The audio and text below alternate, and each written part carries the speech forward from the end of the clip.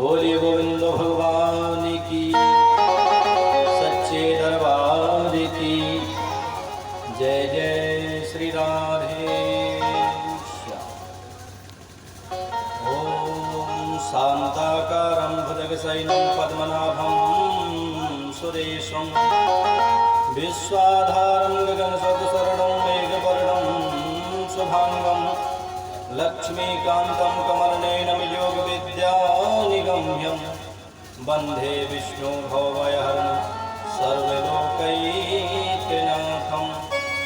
सारथे नमस्तुभ्यं कश्मीरपुरवासिनी त्वामहि प्रार्थये नित्यं विद्यादानभुदे। अखण्डमण्डलाकारं व्याप्तं येन चराचरं तत्पदं दर्शितं येन तस्मै श्री गुरवे नमः। नमो देव्यै महादेव्यै शिवाय सततं नमः। नमः प्राकृतै भद्राय निरताप्रताय स्मृतम्। ओ पारथी के सारथी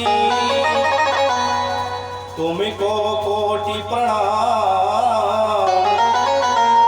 मेरे जीवन की कहो प्रभु अपने हाथ लगाओ। जय जय जय श्री राधा रमण, जय जय नवल किशोर, जय गोपी चित चोर घन, जय जय माखन चोर, जय जय माखन चोर। बोले भक्तवत्सल भगवान की। जय हो। आज द्वितीय दिवस की पावन बेला पर सभी भक्तगण अपने निज ग्रह कार्यों से निवृत्ति पाकर के कथा में आए, कथा का लाभ उठाएं, रसास्वादन करें। क्योंकि जब कहीं करोड़ों जन्मों के पुण्य उदय हुआ करते हैं तब कहीं ऐसा अवसर हमें प्राप्त होता है।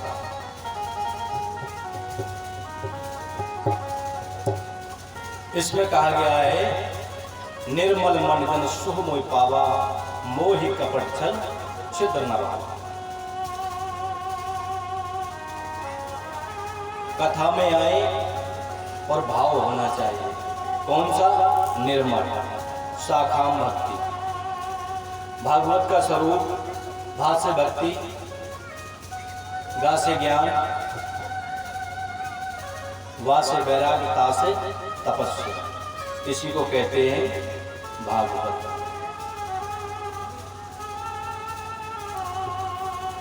सर्वप्रथम भागवत में श्लोक जो गुरुदेव भगवान के मुखारविंदों के द्वारा आप सभी लोगों ने संसाधन किया, सच्चिदानंद रूपाय विश्वोत्पत्त्यादि हेतवे तापत्रय विनाशाय श्री कृष्णाय वयं नमः। सच्चिद आनंद को देने वाले, सच्चिदानंद रूपाय रूप को बढ़ाने वाले, विश्वोत्पत्त्यादि हेतवे विश्व की उत्पत्ति करने वाले, तापत्रय विनाशाय तीनों तापों को नष्ट करने वाले श्री कृष्णाय वयं नमः। श्री अर्थात राधा रानी, वयम नुमा। वयम मानी हम सब, अहम आवाहम वयम। अहम मानी हम एक, आवाहम मानी हम दो, और वयम मानी हम सब। वेदव्यास जी को यह मालूम था कि कलयुग में किसी के पास समय नहीं रहेगा, इसलिए उन्होंने लिख दिया है वयम सब, हम सब परमात्मा को प्रणाम करते हैं। तो महाराज कथा में सर्वप्रथम क्या बताया जाता है? 3 प्रकार के श्रोता। कौन कौन से? एक होते हैं श्रोते, दूसरे होते हैं श्रोता, तीसरे होते हैं सरोता। अब सरोता वो हैं जो घर से चले आ रहे हैं और कचर कचर कैंची सी चलती हुई पंडाल में, अरे ये माइक की सेटिंग सही नहीं है, ये पंडाल सही नहीं है, वो पंडित जी सही नहीं है, और फलाना कथा से कोई मतलब नहीं है, विवाद करना है। उनको कहते हैं श्रोता, जिससे सुपारी काटी जाती है।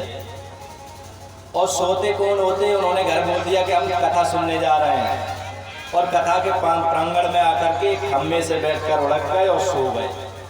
बाद में प्रसाद लिया, घर पर गए कि कथा सुनी कि बहुत बढ़िया, कि कौन सी थी कि जब पता नहीं,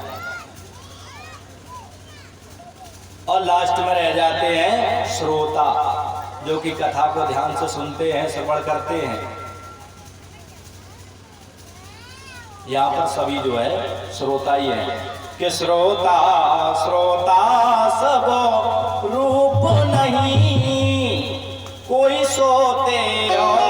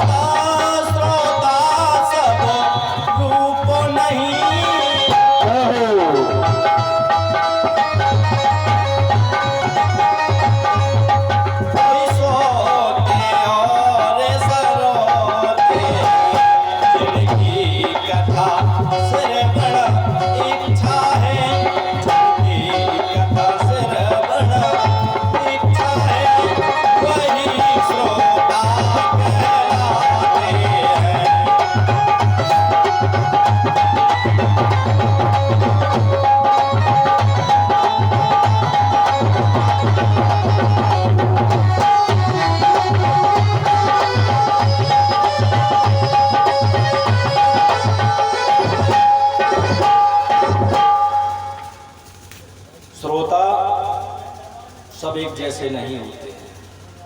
कोई कथा श्रवण करने आते हैं तो कोई मौना करने आते हैं। लेकिन इस गांव में तो हमने देखा है सभी लोगों के अंदर बड़ी ही श्रद्धा है परमात्मा के लिए, जो कि एक साथ होकर सभी लोग एक साथ काम करते हैं। कोई भी धर्म के कार्य में विविधान नहीं डालते, रुचि रखने वाले हैं। परमात्मा से विनय किया करेंगे कि इस गांव में इसी प्रकार का माहौल बना रहे, ऐसे ही कथा भागवत चलती रहे, धर्म का कार्य होता रहे। और महाराज, हमें कोई भी संत हो, कोई भी ब्राह्मण हो या कोई भी हो, अन्यथा किसी के खिलाफ नहीं जाना चाहिए, किसी की बुराइयां नहीं करनी चाहिए, किसी से द्वेष नहीं रखना चाहिए। जिससे जो हमें मिल जाता है उससे ले लेना चाहिए। बहुत से संत आ जाते हैं, उनसे कहते हैं हटो दूर, बार बार आ जाते हो, कुछ नहीं मिलेगा, जाओ यहाँ से। अगर थोड़ा बहुत दे दोगे तो उसमें घट जाएगा। कभी संतों की बुराइयां नहीं, कभी द्वेष नहीं रखना चाहिए, क्योंकि बड़े भाग्य से मानव का तन रूपी हमें मिला है, इसे बड़े संभाल के चलाना है। कहते हैं कर्म प्रधान विश्व कर राखा, और जो जस करे से तस फल चाखा। जैसा कर्म करोगे वैसा भरोगे। कर्म अगर अच्छे हैं, हमारे कर्म तुम्हारे अच्छे होंगे, किस्मत तेरी राशि है, माता पिता की सेवा कर लो, तुम्हें मथुरा काशी। कर्म हमारे अगर अच्छे हैं तो सब कुछ बढ़िया है। हमें परमात्मा के अलावा कोई बातों में रुचि नहीं रखनी चाहिए। जैसे कि दत्तात्रेय महाराज जी थे, 24 गुरुओं की चर्चा, उसमें जो है मेन गुरु हैं। एक उन्होंने हिरण को गुरु बनाया, जो कि हिरण राग सुनता है, बहेलिया राग बजाता है और हिरण सुनता रहता है, मस्त हो जाता है। एक समय ऐसा आता है कि हिरण के बहेलिया बाण मार देता है और हिरण का प्राणांत हो जाता है। तो इससे हमें शिक्षा ये प्राप्त हुई है कि हमें कभी संसार रूपी राग नहीं सुनना चाहिए। राग कौन से सुनना चाहिए? कि जिस भजन में राम का नाम नहीं,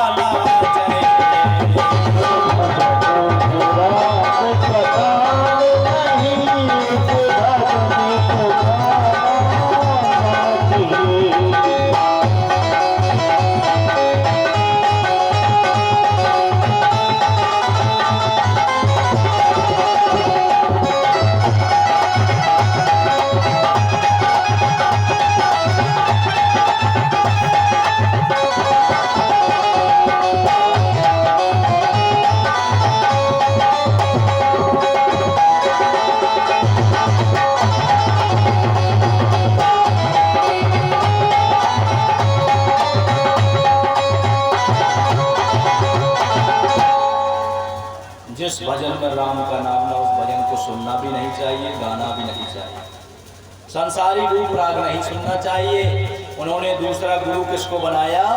एक मछली को। मछली से क्या शिक्षा मिलती है? मछली को जैसे आटा डालते रहो तो वो पास में आ जाती है, और फिर उसमें जाल डाल देते हैं, मछली को निकाल कर बाहर रख देते हैं तो उसका प्राणांत हो जाता है।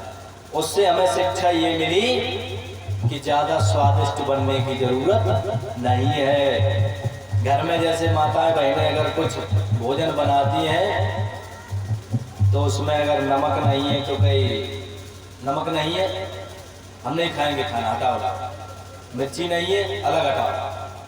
जब परमात्मा का भोग लग जाता है तो सब कुछ उसमें रहता है, फिर न नमक न मिर्ची किसी की जरूरत नहीं पड़ती है। तीसरा गुरु उन्होंने किसको बनाया? मक्खी को। मक्खी अपना मधु इकट्ठा करती रहती है।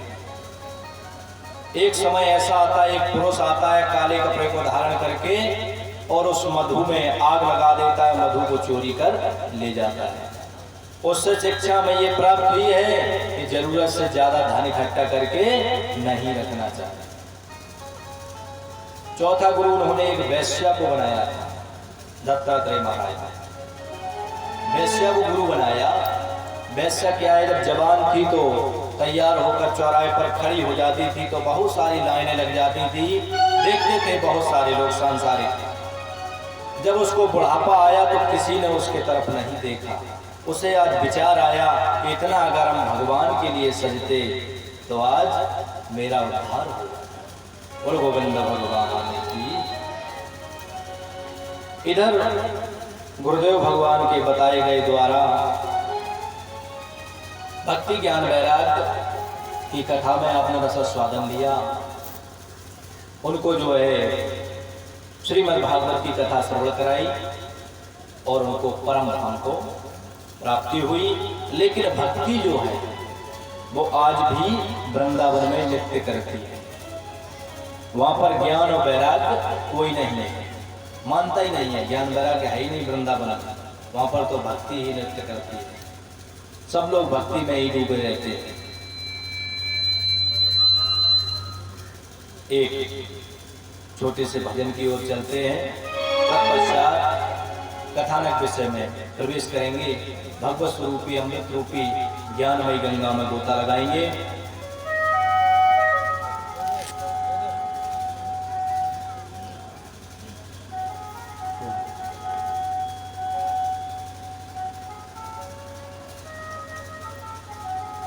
बोल